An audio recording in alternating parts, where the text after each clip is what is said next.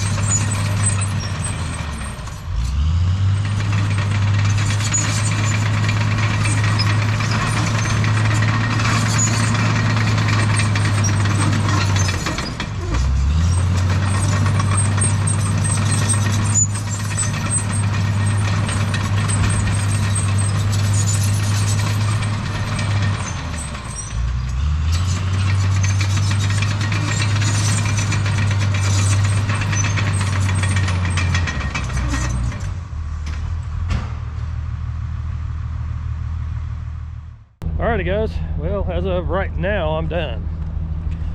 The builders are still down there, and it's going to be a while before they are going to get in a position where I can get in there and finish the circle up, or at least she was, last time I knew, she was talking about a circle drive. So, but as you can see, all in all, it turned out pretty good, I think.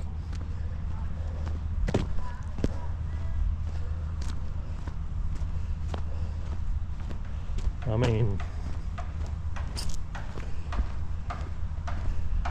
it's got a good, nice slope to it, so the water should run across without gouging it.